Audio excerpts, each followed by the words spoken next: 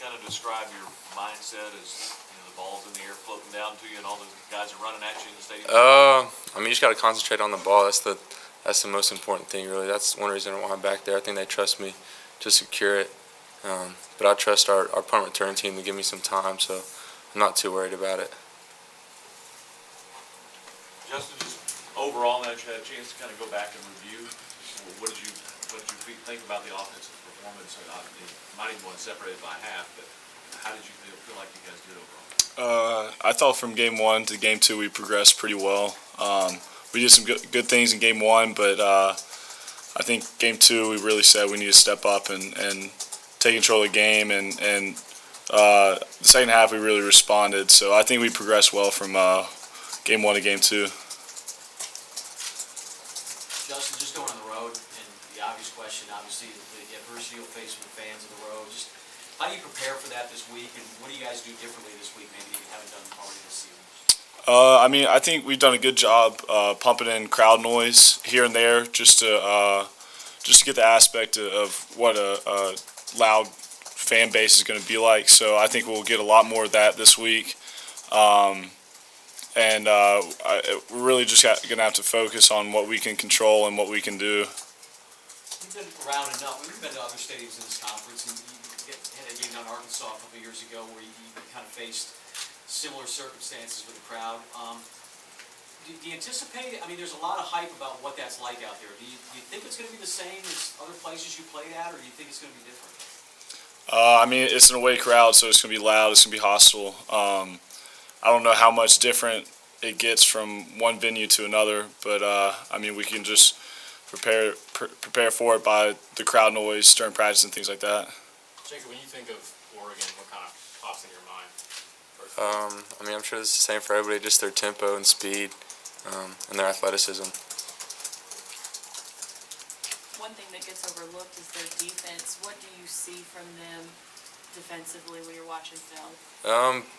I mean, I think their defense is kind of great because their offense is very good. They're fast and they're athletic, and probably practicing against their offense, they're used to fast teams. So they'll be used to the tempo, just their athleticism.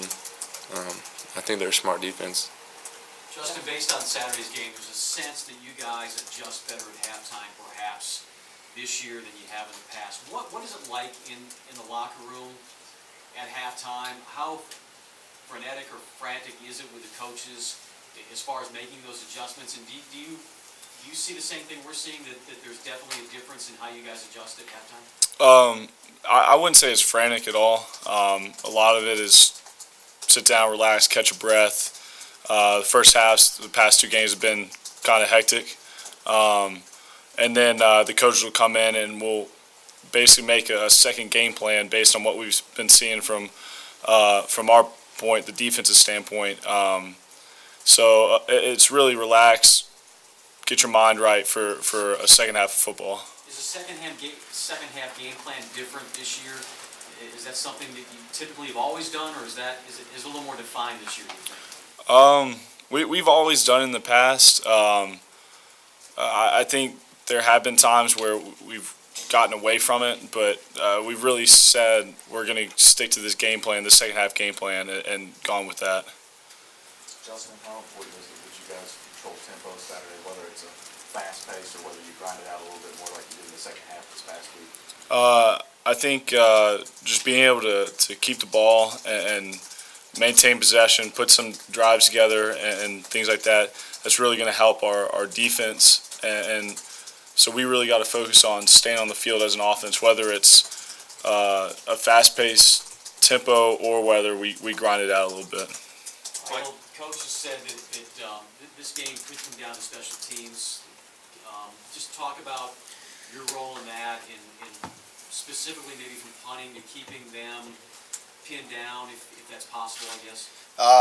Yeah, I mean, we're going to have multiple roles. Like you said, punting, change of field position, that's going to be the biggest thing. But, we know the offense is going to put us in great field position. So hopefully more kicking than punting. But I know from my standpoint, punting, I got to switch the field. I got to pin them deep if the opportunity presents itself.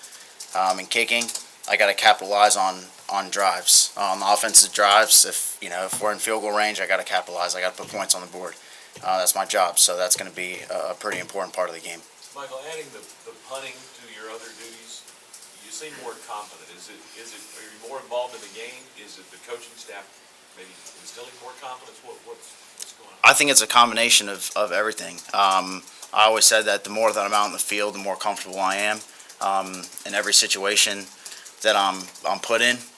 And I think that the coaching staff has put me in a position to where I have a lot of that confidence going out in the field, whether it's in practice or kicking game-winning field goals, kind of simulated game-winning field goals, backed up punts, just kind of putting me in those game situations. I think the coaching staff has done a really good job at helping me kind of go out into the game and feel a little bit more comfortable with what I'm supposed to do. Michael, if you take away that one play, you feel like special teams has been pretty solid in these first two games, and what happened on that one block punt? I think we've done a pretty solid job. I think that there's still room for improvement, like in every other position and every other phase of the game.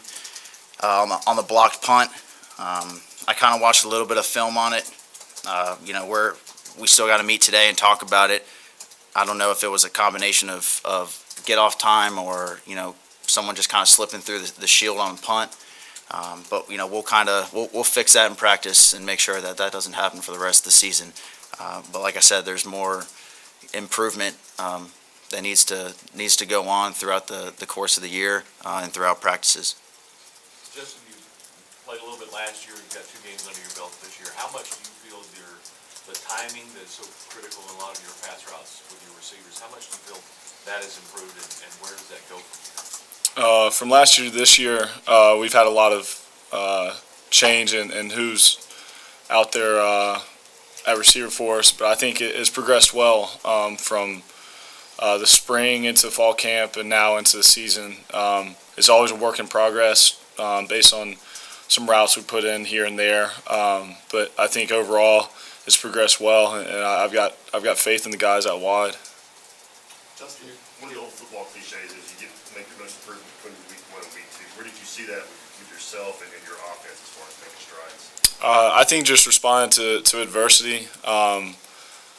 Week 1, we put together several drives. We went 6 for 6 in the first half. We didn't really have any stops or any 3 and outs and things like that we had to respond to, or them putting up points against us and having to respond to that. So I think being able to respond to different situations that came up in the game Saturday, being able to learn from that and respond like we did, especially in the second half, coming out and putting some drives together, I think that's how we improved.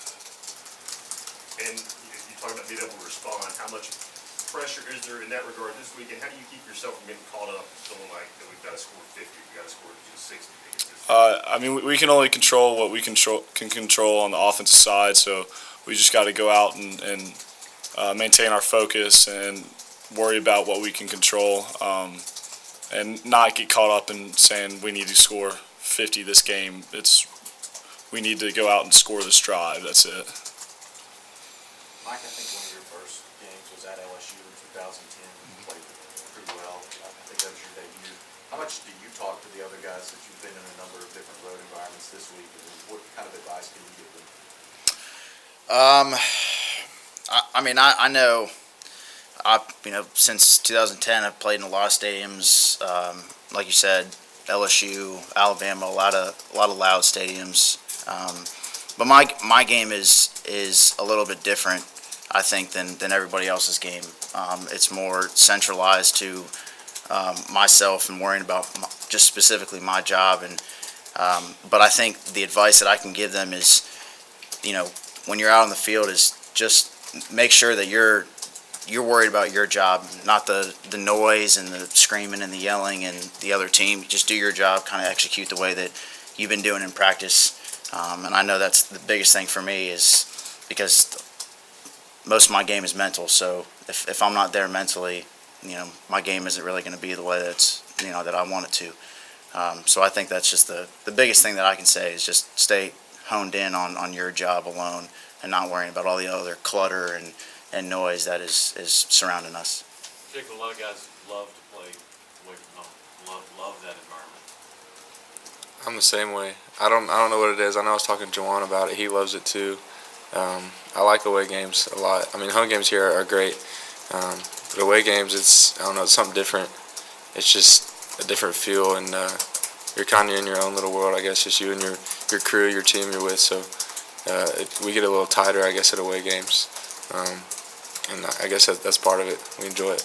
Is it easier to focus maybe when you're away from your friends and your family for a couple of days? I think so. I mean, there's a lot of less distractions for sure. And being that far away from home, there'll be a lot of less distractions, a lot of less local distractions. So that's probably part of it for some people, yes, sir. Justin, going back to the Western Kentucky game, when Marquez North had that catch that didn't know if he had caught it or not, did you know immediately that he had caught the ball? And then just it ending up as the number 3 play on Sports Center, what did you think? Yeah, I was on the ground when when he called it. So I heard the crowd and they responded, and the refs kind of looking around, confused a little bit. But I guess they reviewed it and it was caught, and then it showed up on Sports Center the next day. So I mean, that's good to see. Anything else?